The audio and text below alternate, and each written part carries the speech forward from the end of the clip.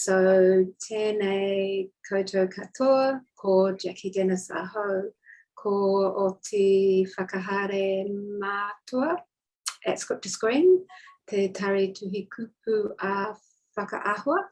And this is the Kōpere Hou Fresh Shorts webinar. Welcome, ngā mahara mai. I'm here with Emma Mortimer, who is this year's Fresh Shorts Program Manager, who will introduce herself in a moment, and Jude McLaren, who is New Zealand Film Commission's Talent Pathways Manager, who will also introduce herself in a moment.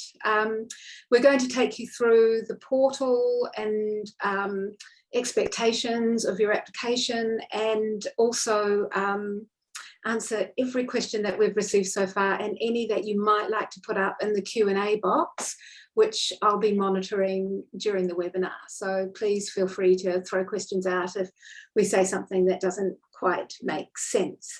And behind that Script to Screen words is Veronica Manchigo, who is Script to Screen's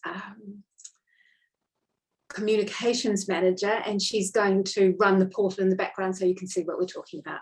But first of all, Emma, would you like to introduce yourself and talk about your Fresh Shorts experience? Yes, absolutely. Kia ora koutou. Thank you, Jackie, for welcoming us all here. I'm really excited to be on board. As a producer of many short films, I have been through the Fresh Shorts application process time and time again. So I've had shorts funded and not funded, and yes, I've been through it all. And please approach me at any time with any questions. Nothing's too big or too small. And yeah, I look forward to meeting all of you and your stories over the coming weeks. Jude. Kia ora koutou.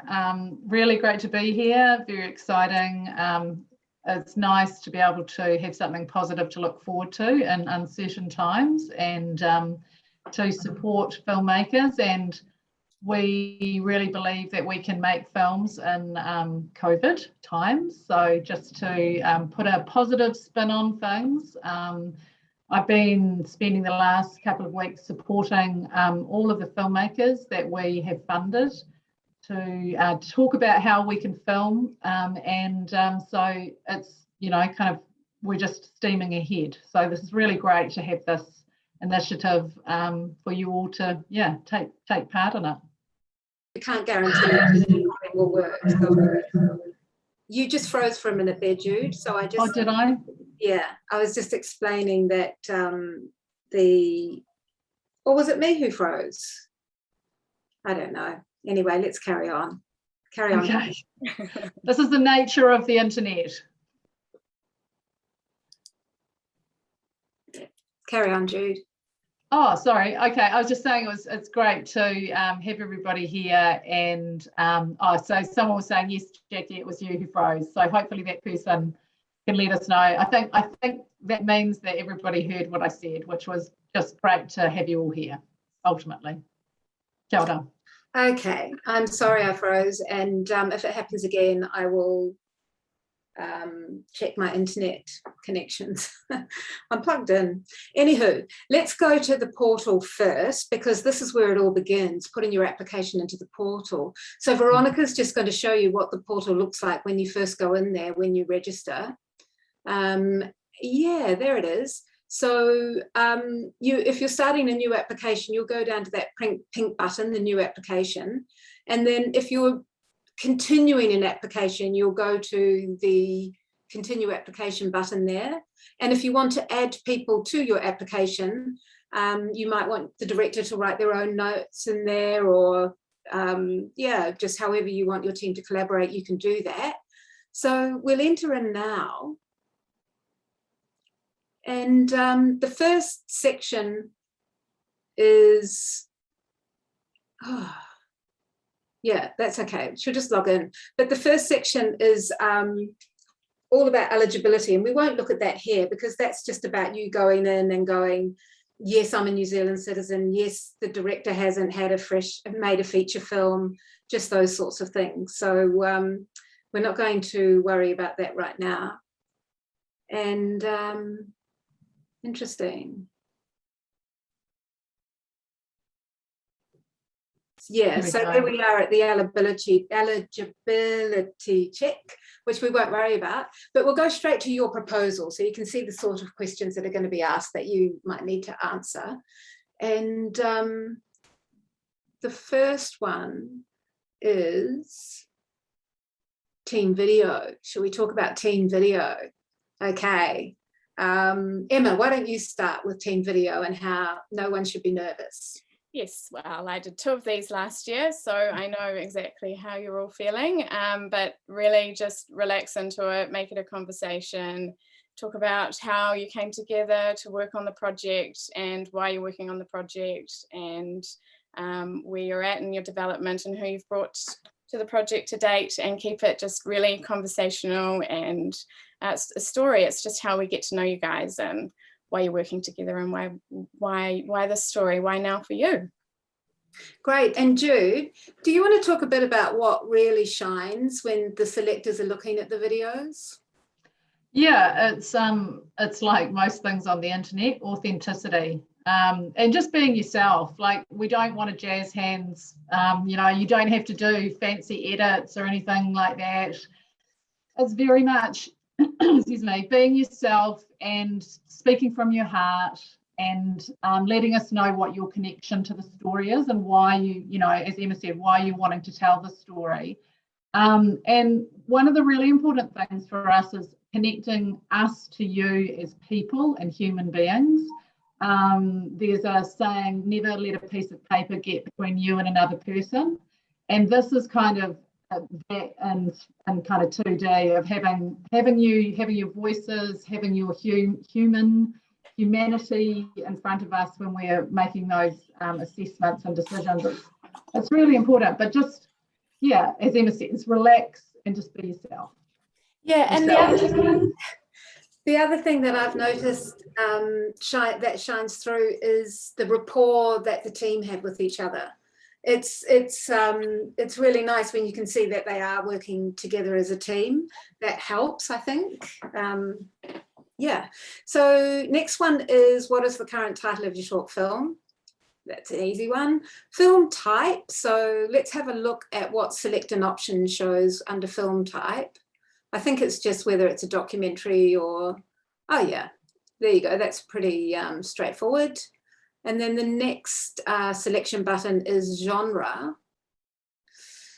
Actually, we've got a question about genre, and I'll just bring that up and I'll get one of you to answer this question.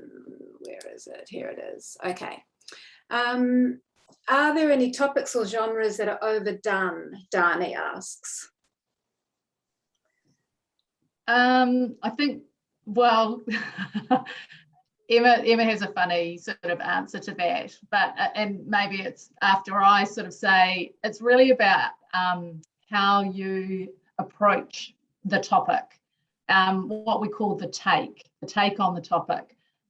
We have lots of coming of age stories, but you know, many of them break through, and New Zealand is really well known for the coming of age story.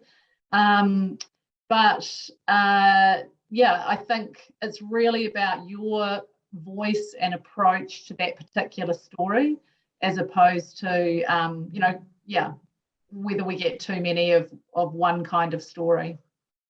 Emma, do you want to talk to that a little bit?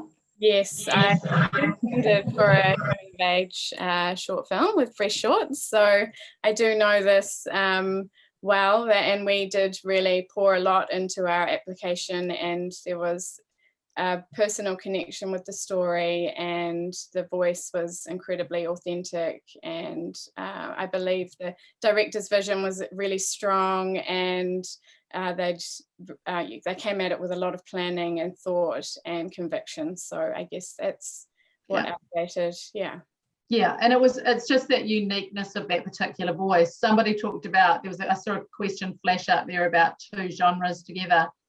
Yes, you can put 2 genres. I think there's a maximum of 2, and really it's if you can indicate which is the most kind of important genre. So if you had it's definitely a difference between you know, well, when you put, say, the word horror and into your genre categories, there are certain expectations that that come to mind for people, for the readers. And so that's one of the really important categories of setting up expectations for the reader. The difference between a comedy or a drama comedy, it might seem subtle on, but it's a good indicator, and we sort of look for particular things when we're reading if you set something up like that. Does that make sense? Yeah. Cool. Yep, that's clear. Yep. I suspect I froze again, and you didn't. Oh no, you're good. Okay. Oh no, you're frozen now. Should we just rip on into logline? Yeah. Are we all frozen? Can that nice person? Oh, script to screen, all panelists. Oh, they're all. Oh no, we're not. Okay, all right. Well, Emma and I will just keep talking about genre. I mean, sorry about logline. Logline. So what do you think is important for a logline, Emma, in terms of when you're writing them? What do you try and make sure you get through? That it's succinct and it communicates the journey and the turning point and the progression of the hero of the journey. Yeah, and definitely reading them, because when I read them, I want to understand the essence of the story, and also importantly that it reflects the story I'm going to read. Because when we read, we often just read the log line. We know who the team is, we read the log line, and then we read the story. So one of the things is, are they reflective of each other? Cool. All right. Jackie, is Jackie back with us? I can't see. There's not? Okay, we'll soldier on then. So tangata whenua, diversity, representation and consultation summary. I think what's important here is if it's applicable to your project. So for some projects, they're not necessarily going to be having a diverse characters. You may not have Māori characters or Māori content. And I think, one of the things that's just important if you do have any of that material in your work is that you have consulted authentically with people. There was a question from one, have you got that one, Emma? The question about if they're family members for tangata whenua, is it okay, if my story is about myself, can I just consult with my family? And I think probably at the first application, that would be okay, but with probably showing intentions of further consultation, because I think it's really important that you have a breadth of consultation as well. And also just to let you know, in terms of readers, we make sure that we have at least two Māori readers, Pasifika, Asian readers and LGBTQIA+. If we get material that is either characters or content, then we're wanting to make sure that we have readers to feedback on that as well. Yeah. So I think Jackie's out at the moment. We'll just keep on going. She's gone. She's this is a question regarding genre. Are documentaries represented in the genre section? They are. I think actually they're earlier than that, but you can indicate whether you've got what kind of film you've got, and that is documentary. So Vera, if you want to keep going to director's summary. Brilliant. So Emma, do you want to talk a little bit about that in terms from you as an applicant? What are you trying to put forward when when you've made these kinds of applications? Yeah, so in terms of the director, I think it's really communicating why they're telling the story and what how they're connected to it and why they need to tell it, and if they're first time directors, who they have around them to support them to make it, plans and intentions even in that space, and as well the director's vision will come through here, although you've got the images to support that, just to articulate some references and some understanding of cinematic, how cinematic your vision is, and where you see it sitting, and articulating your voice. So when you say the word cinematics, this is something that often trips people up. What is it that you mean by cinematic? I mean, I know what it means to me, but what does that mean to you as a filmmaker? Something that has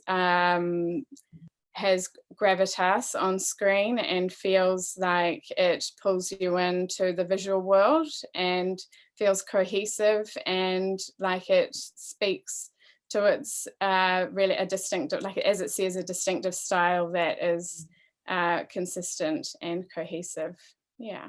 Yeah, and that's what we're looking for as well. Is, I think, especially as you said, how the director is, why they want to make the story, but also how they intend to make the story. A little kind of view into that. And I think I just want to reiterate, if you're a first-time director, how you're going to be supported. Like, we don't expect everybody to know everything or to have huge experience at all, but we just want to get a sense of what you think you'll do if you're in that situation. Your ideas. We want to understand your ideas and your connection to them. And then, we're going on to references. Great. Thank you. From Natasha, I think it is. We in that summary, it can be references to films that you're inspired by. So you don't have to go into the scenes of them, but you could make mention of films that inspire you. And one of the things I would encourage directors to think about is, Emma used the word cohesion, and that's just thinking, it's kind of consistency. To make clear, so it's a question popping up at the same time as me trying, I can't do two things at once, I'll just have to ignore that question. It's just to make it clear that the films that you're inspired by, there'll be a kind of a pattern to them, or there'll be a kind of story and a sort of a vision that you aspire to make. And I think that consistency is important for us to see. Sometimes if we get really diverse references, it's kind of like we're not quite sure what your style might be. So it's kind of inspiration that indicates the kind of style that you feel you would make a film that might have elements of that. Hopefully that's clear. Yeah. Yes, no, good, and really useful if you don't have a prior body of work to indicate what style of filmmaking you align with, and as you say, where you aspire to sit. Yeah. And that kind of leads us into the director visual inspiration images. Sometimes people are very literal with these, and so they show or they do things where they have a lot of the same kind of shot, like a person in a similar environment or something like that. What we'd encourage you to do is, it's kind of trying to give someone who's looking at those 5 images a sense of the tone of the film. And that includes, again, that word cohesion. It's that there's might be the color or something like that, but there's a cohesion to the images, but they may not be all literal of kind of, this is the beginning, middle, and end in this sort of order, but it's like a montage. When you look at a montage of images, they might be different, but when you put them all together, they give us sort of an overall sense. And I guess that's what we're looking for in those inspirational images. Anything you want to add to that, Emma, in terms of from your experience putting them forward?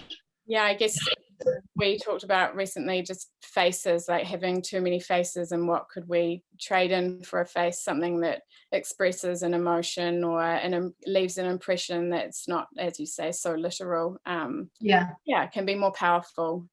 Yeah, and it's sort of like having different, it might be that there's a wide shot and it's of the world. You're trying to bring us into a sense of the world.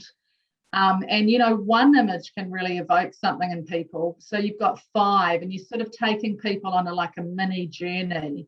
But it does represent, oops, can't hear Jude. Oh, we're having, I can hear.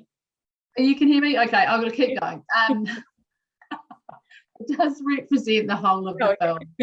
Okay, Emma and Jude, still good. Okay, we'll keep going. This is what you get on the internet. You're back. Zooming and lockdown. Yeah. My internet dropped out, which is hilarious because I was worried about everybody else's dropping out. But I've got a good question here. But when I came back on, I noticed that we're 3 Pākehā women, and I just want everyone to know that that is not how the selection process works.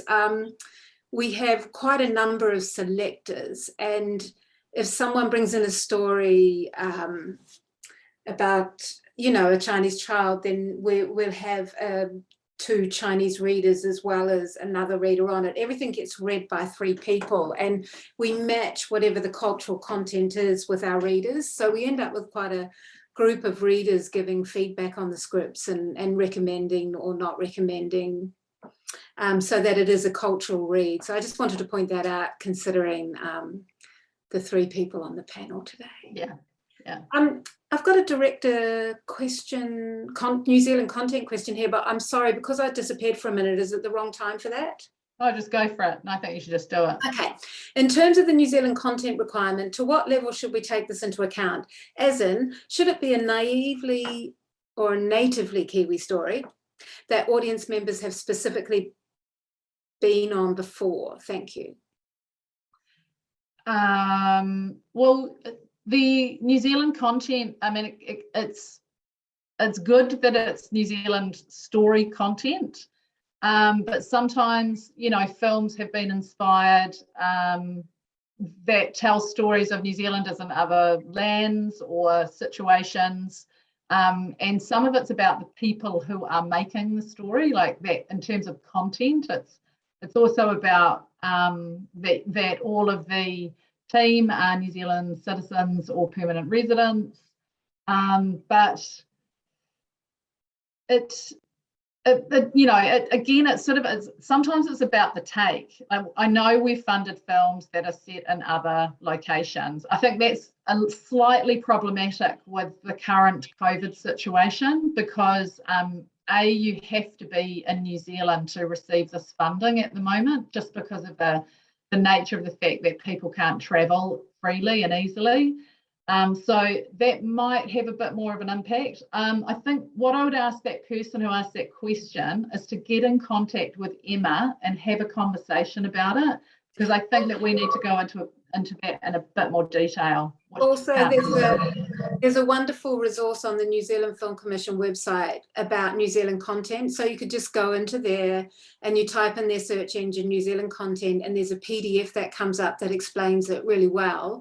And in actual fact, I think we might put it on the Script to Screen website, because this has come up a couple of times. So there is something about that. Someone's asked, can a New Zealand citizen living overseas submit work? And the answer at the moment is only if you happen to be living in New Zealand in March next year when the workshop happens, because with COVID the way it is at the moment, that can't be guaranteed, and so generally speaking we say no. But if you know for a fact that you've got a place in MIQ in January, then I think if you're living overseas at the moment you could submit. Would that be right, Jude?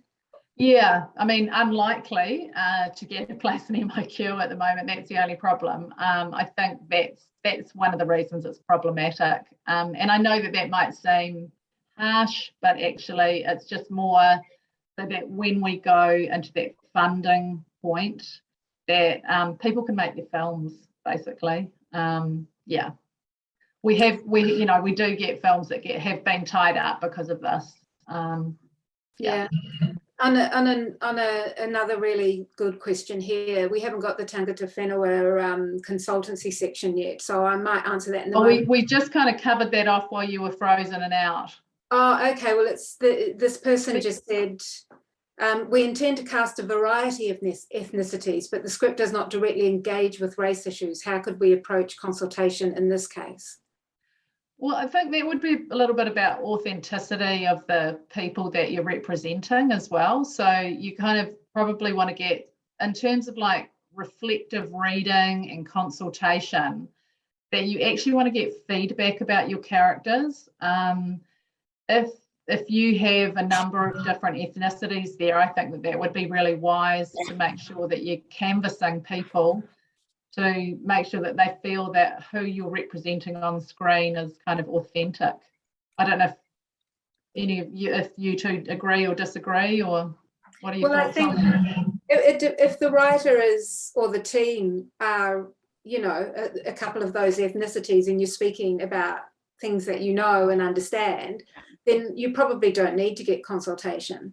But if you're not, then you absolutely do, you know, because it's what you think they're, it's about not having cliched situations, isn't it? Yeah. Yeah. If you have a question mark around it, it's probably good to engage with someone and seek some consultation just for due diligence. And the thing about stories is the more specific characters are, the more real they are, the better the story. So it's actually worth your while to do that kind of work. It's a bit like doing sort of, you know, backstory. Yeah. Just going to some other questions that we've got.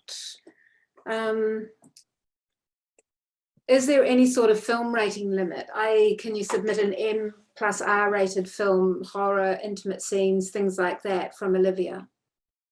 Yep, you can definitely submit intimate scenes. They do have to go, I think once they go to festivals, they go through an R rating process. I think the only thing that we cannot fund porn, so that would be the proviso.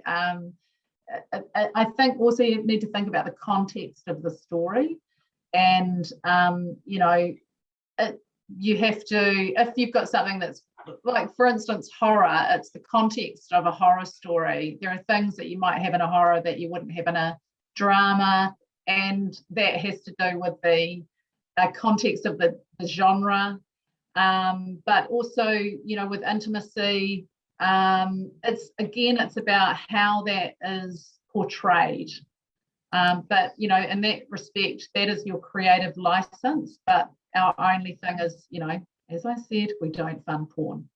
Why not? Okay, Emma, there's a question that you might be able to answer, which is how many shoot days is it usual for a short film to have? I would recommend minimum 5 for first-time directors, and there's a little bit of contingency in there for COVID or any unforeseens.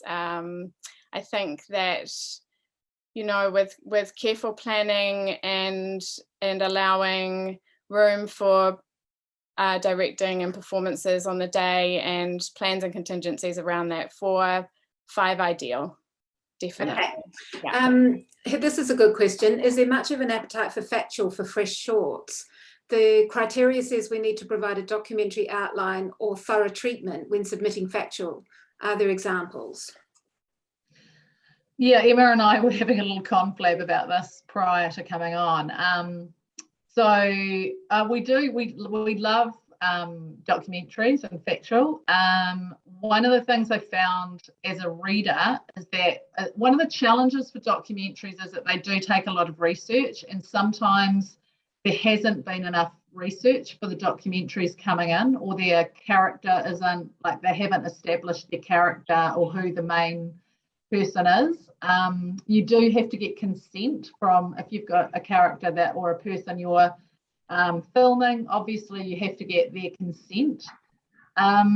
So, I mean, and we also, you may not be aware, but the Film Commission actually funds loading docs. We're one of the funders for loading docs. So that's where a lot of documentary work, short form, is made, but we're totally open to it. I think character focused is probably, in terms of cinema, is one of the important elements of documentary.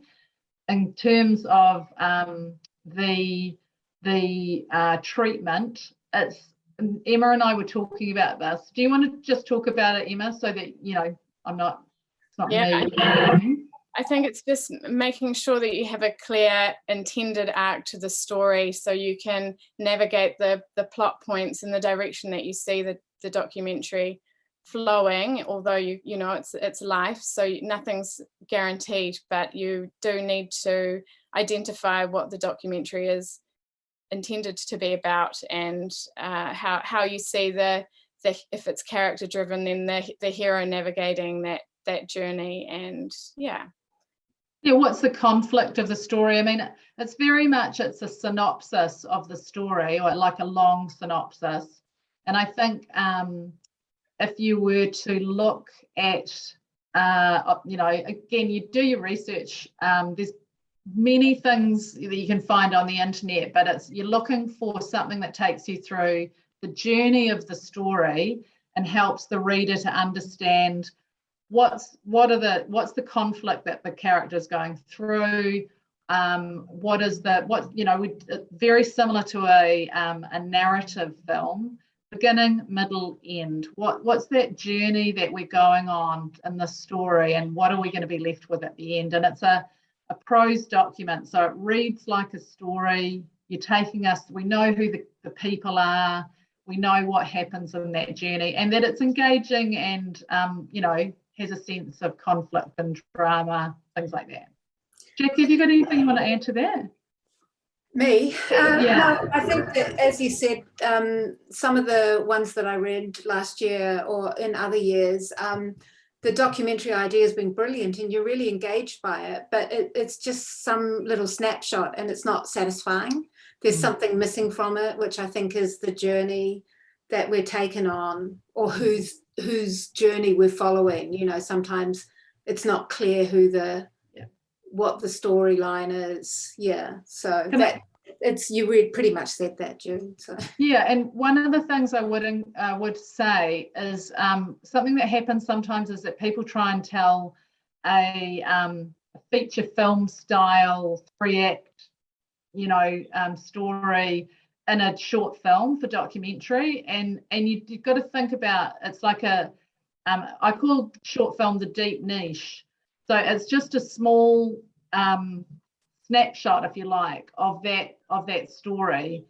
Sometimes the canvas can be a little bit too broad for documentary makers when they're coming in for applications. So just focus your story on an event or a character, so that you are kind of you're narrowing the focus. Thank you. I've got a producer question here, so maybe we'll scroll down the page a little bit to the producer summary.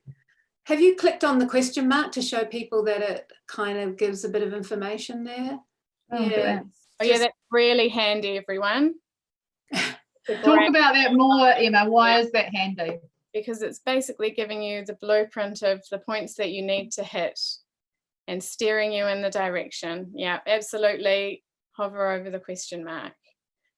Brilliant. So the producer summary is hover over the question mark, and that tells you what to tell us. But one of the questions here is interesting because it says, how do you assess the likely cost of a film idea and whether it is realistic for the Fresh Shorts budget? I'm just going to say very quickly that the Fresh Short budget, you're given $15,000 from the Film Commission, but producers go out and get sometimes double that, 3 times that, and even in some cases 4 times that, even more. So it's if you have a bold idea and you can get you think you can get the money to make it, you can have a budget more than 15,000. And in actual fact, Jude will be the first to tell you that if you don't go for crowdfunding, you're losing an opportunity. Do you want to, have you done crowdfunding, Emma? Yes. Do you want to talk about it? Yes, I have. For the calf, we did crowdfunding, and I think we raised, I think, 17,000 or something like that. There was a match funding contract, and yeah, I mean, actually, it was terrifying to me, and in the end, the formula it's all laid out. It's the campaign week by week. It's yeah. It's a lot of work, but it is well worth it. And it does, if you have 15,000 is, you know, it's amazing, but more often than not, your idea will be pushing above that. And if it is, then crowdfunding is definitely the way to go. It's, yeah. Yeah, it's one of the ways, isn't it? I mean, it's certainly... one of the ways, yeah.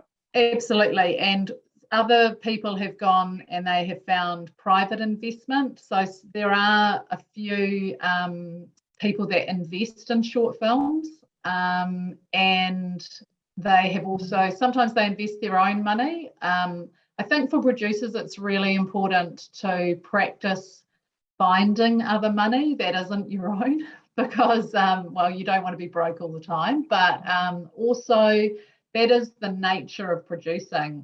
When you make a feature film, when it's funded through the New Zealand Film Commission, you have to find at least 10% of your budget outside of the New Zealand Film Commission funding. And so, you know, that is something that you need to practice working towards and understanding. How do you pitch your film to people so they want to invest in it? And that's why crowdfunding is really helpful, because it really helps hone those skills.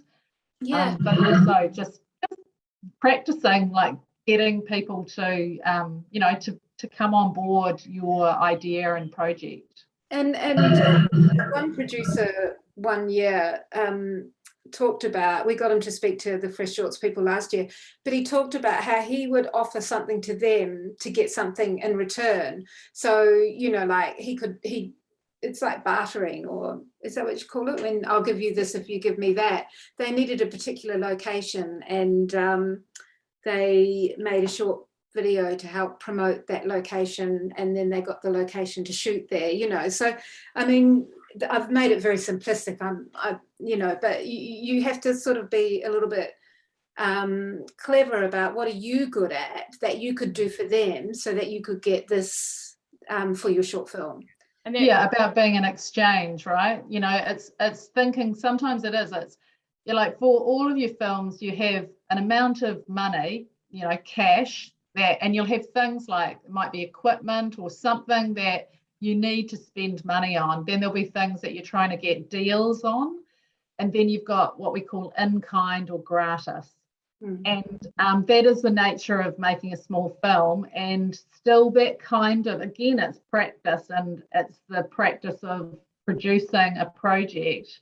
Those deal-making sort of elements and getting people, you know, negotiating and being an exchange and contra, that's all part of making projects, and whether they're small or large, it's just part of the landscape. Yeah, and building relationships with suppliers and contacts for future features, and yeah, definitely, it's all that journeying. Yeah, 100%. Right. Yeah. So yeah, so it's all there for the producer, and yeah, there's 300 words. So that's sort of all we need to tell you there, and then there's the team. Are we going to show a sample application? Was that the idea, or did that not? No, we're not showing. No, I think Okay. we were asked to, and we said we'd talk to it. Right. There was a question just came up from Kirsty. Did you see that one pop up? Yeah. So did you do this extra fundraising prior to getting the New Zealand Film Commission, or after? Oh no, you do it after. After, get your funding first. Yeah. Yeah. And then you've got, it's like having a quality seal, and people have a confidence. But the thing that's really important to know about crowdfunding is that it's got a really, really high success rate on Boosted in New Zealand. And like with the films that have had New Zealand Film Commission funding, they've got 100% success rate. But I think whether you've been funded by us or not, it's still got something like it's in the either top 80s or like low 90s percentile of success. Yeah. So it's really well worth your while to go and do some crowdfunding. Yeah, and this question is double-barreled actually, and it's quite interesting. It's like, is it understood that this additional funding outside of the application is an expectation? And it's so not. I mean, one of the films was made last year for 15,000, and they struggled to do it, but they cut their cloth to fit, and they did it. So it is possible to do it for 15,000, but most people go out and get some more because it just enables them to make. It's hard to make a short film for 15,000, but you can. Well, most directors' ambition for their script is always greater than the budget that the producer can get. So would that be fair to say, Emma? Oh yes, well the calf had children, animals, remote locations, stunts, anything else we can think of to throw on there. So yes, 100%. Yeah. And so, you know, you're incredibly ambitious, all of you short filmmakers. You know, you don't do things by halves. So that is challenging, and it really doesn't matter how much money we give you, you're always beyond the budget. So in that respect, you know, one of the things you can do is think about the scope of your work, you know, particularly in these Delta COVID times. This is an exercise that we're going through with the films that we've funded currently, is saying, you know, looking at your scenes and looking at, have you got interior locations that are confined? You know, have you got a lot of characters that are in a scene? I mean, those are the things that you might want to think about reducing. But for a producer, often producers are really supportive of their directors, which they should be, but also they've got a real challenge in terms of trying to make this work happen for the amount of money that they can get. And so ultimately the team has to work together and figure out how can we've got this much money, how can we make the best of the film that we want to make within the scope of this budget and within the time frame as well. So, you know, you just have to keep working at it. We don't ask for a budget at this stage. But, you know, what we're looking for, and particularly in the producer's summary, is what are the challenges? What are the challenges you see, and how are you going to meet those challenges? And some of them might be the budget. Great. There's a good question here about producers. Amelia has some experienced producers involved, but they've got limited capacity at the moment. And she was wondering about being able to submit the application herself. And did the video need to include the whole producing team, and general advice on multiple producers? So I think she's saying, you know, is it okay to have multiple producers and herself taking on some of the work in the early stage of the process? So I guess, well, again, Emma and I had a wee chat about this one, and I think we both agree that it's really important to have a team going forward. And one of the things, one of the little red flags that came up when we read this question was, are your producers going to be available to you further on? If they're not available now, are they really going to be available to you when you're putting in a much longer form application, you know, in the hopeful future that you get shortlisted and funded? Are they going to be, they have to be able to attend the weekend workshop and be part of the mentoring? Can they make that commitment? What was the other thing we talked about, Emma? We talked about whether they, you know, maybe they're better as EPs or... Yeah, definitely. You would need a producer that is available to you even for questions, and from this stage to the next stage that's really involved, and there's a lot of collaboration and back and forth. So you want someone who's there that can support you and help you to make it the best application that it can be. I think Fresh Shorts is also a brilliant way for a young producer to learn, you know, like early in their career producer to learn. And I would say that it would be great for one of those producers to take someone like that under their wing, and they do the application and come to the Fresh Shorts lab and have their more experienced producers as EPs, as you said, Jude, so that there's the possibility for new producers to come onto the scene. And also, you know, whoever's asking that, I don't know if they were director or not, or writer director, but you can't be a producer and a director. Yeah, but it's understandable if you're trying to get an, you know, like we really understand, particularly for writer directors, that you're trying to get the application in. And I think, like in a sort of a realism sense, it's understandable if you are putting together elements of it. But I mean, it's not a huge application. So we did discuss that we thought the producer should be able to write their summary. And also that we would want to see the producers as part of your team in the actual video, because we want to get to know the team. And so it would raise alarm bells for me personally if I just saw you going solo video. I'd feel sort of a bit sorry for you, because it's sort of like you need that support. And one of the things we also talked about was that, you know, like there's some Fresh Shorts teams that have journeyed on to make feature films, and that's our hope for all of you who get funded, is that you keep your teams. I was talking about Desiree Armstrong, producer, and Michelle Saville. They've just made a feature film. There's Orlando Stewart, who's a producer, and his writer-director Hamish Bennett. They made Bellbird. I mean, you know, these teams do actually stay together from this process, and that's what we're really wanting to create. That's why we're asking for producer, writer, director roles. We want to support teams coming through. Great. So we've got quite a few questions still. So I'm going to, so we hopefully get through them before we finish at 6:30. If they're in this, anyway, does the script hold the most weight in the selection process? Yes. Well, yes and no. I mean, if you don't have a good script, it doesn't matter how good the team is. But having said that, you can have a great script, and if you don't have a really strong director's voice, and it just, that's the difference, you know, that's what we're looking for, is kind of the trifecta. You've got a fantastic story, you've got a brilliant vision, and you've got a really strong team with great support coming through from the producer. I mean, that's it. Emma, what do you reckon? 100%, that's it. Yeah. Yeah, there's also one, if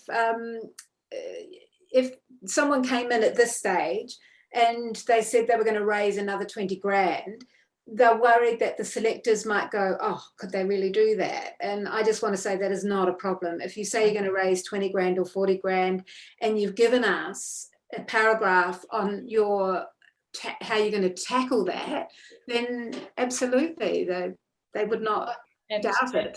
Amazing things can happen. And so I mean, as Jackie's pointed out, I mean, it's probably, I'm personally really comfortable with the fact that producers have to raise more money and teams have to raise more money. It's the nature of making your short film. And as I said, our ambition always outstrips the money that you've got. So we just want to have an indication of where you're going to get that money. And that's what we call a finance plan, ultimately. That's it. We don't want the whole plan. We just want your description of how you're going to solve it.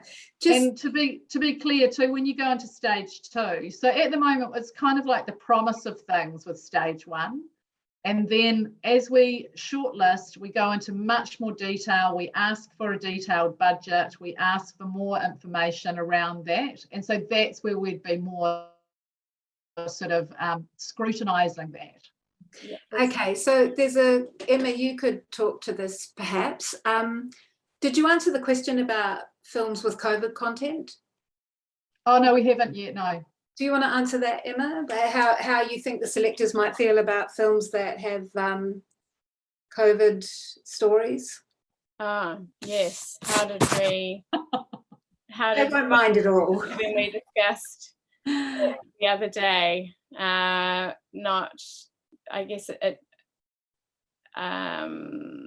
really I think we got to the on point where we said it's the take. on It's the like angle. it's yeah, you know, it's similar. It's like genres, or it's this. You know, sometimes we get lots of the same kind of story, but it really would be about how that was represented and the take of it. And one of the things you do have to be aware of, though, it will kind of date your film. Sometimes that's a good thing, you know, to invite us into that world, because we're all going through it at the moment. Yeah, I mean, it's really up to you. It's the take on it, yeah. Hey, there's also this question of, you know, like if the producer's living in another city and COVID's stopping them to get together, what happens in that situation? Well, if there's cities in New Zealand, that's not such a big problem because we've got the interwebs. And it would be probably wise that you have your location. Maybe it's if some of your team members are in Auckland and some of them are elsewhere, that you get to the elsewhere because, you know, of our current situation. But that's really up to the teams. You know, I don't know where your film's set. I think that would be something that I would like you to call Emma and talk to her about, to get this, so she can answer that more specifically, because we kind of need a little bit more information. But on the whole, in terms of development, up until that point where we're having the workshop, and we have a contingency of going online for all the workshops because, you know, we have to because of the COVID situation. So that doesn't stop anyone from, you know, being there in New Zealand. And aren't we all just communicating via this medium now anyway? I can't see someone not being in the same city as a barrier. I mean, Emma, I'm sure you're communicating with people even in Auckland on online at the moment. Yeah, 100%. Yes, all day on Zoom. Now, if we're talking about the Fresh Shorts workshop, we fly everyone to the Fresh Shorts workshop.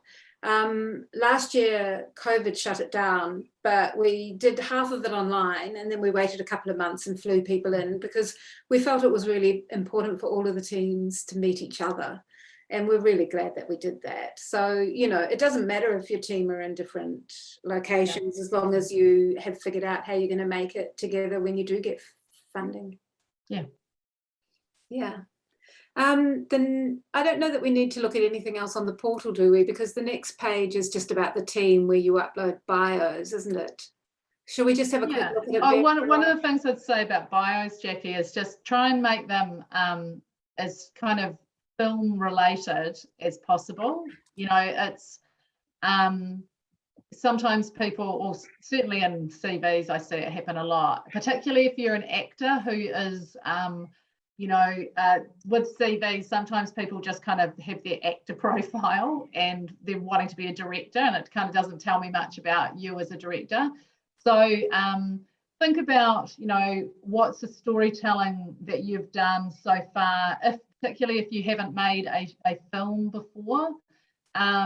You know, you might have studied film, or you have transferable skills. Producers who haven't produced a film before, think about your transferable skills. You know, what do you do in terms of organising? Have you managed budgets before for other projects? Do you organise events? Things like that.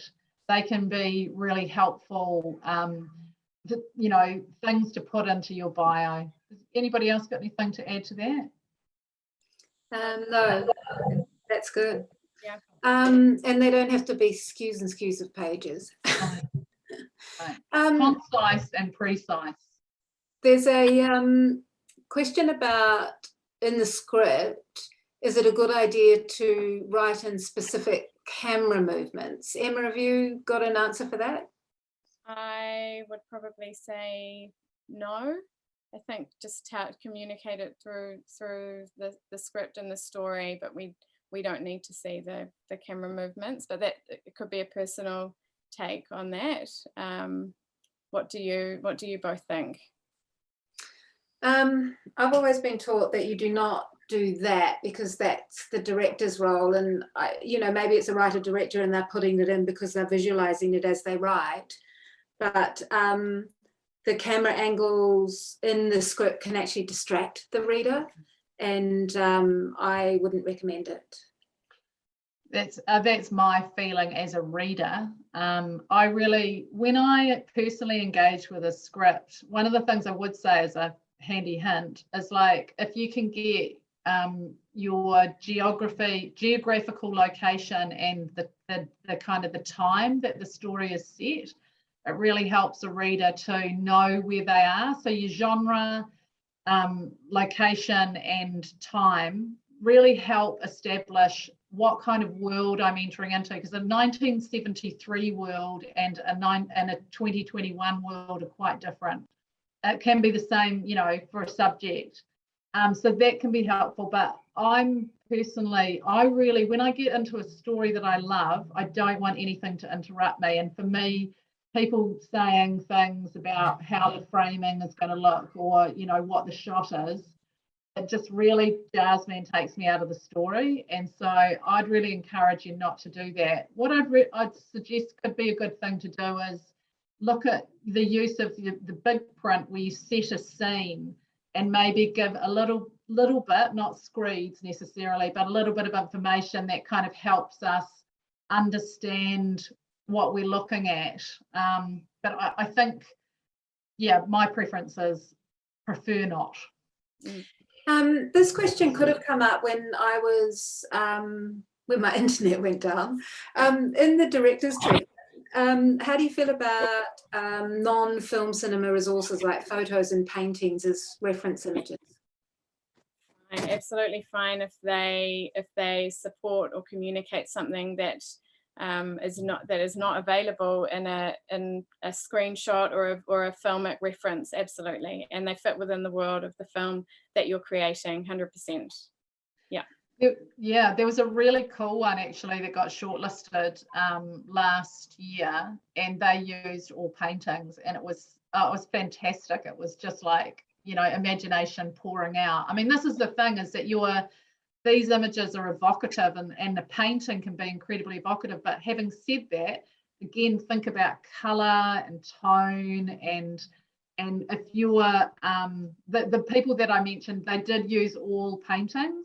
So if you're doing a mixture of photography and, you know, fine art, there needs to, that word is cohesion, because you're taking us on a journey. So that's the only thing I would say. But, you know, by all means, if that's what speaks to you and creates something, a feeling, and that's what the feeling you want to create, you know, for the person who's looking at it, you know. So with the team video, you know, people might be shooting that in different cities.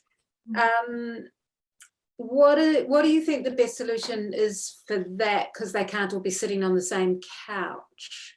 Or just like what we're doing here, you know, you can have a recording where you record, you know, it's fine, just exactly what we're doing right now. That's all we need. Head and shoulders is fine. Like it just doesn't need to be fancy, because what we're connecting with is you as people, and you can interact like we're interacting. Yeah. There seem to be some, I can't see this question, but Veronica says there's a question about someone not being able to use Zoom. So could they just use audio?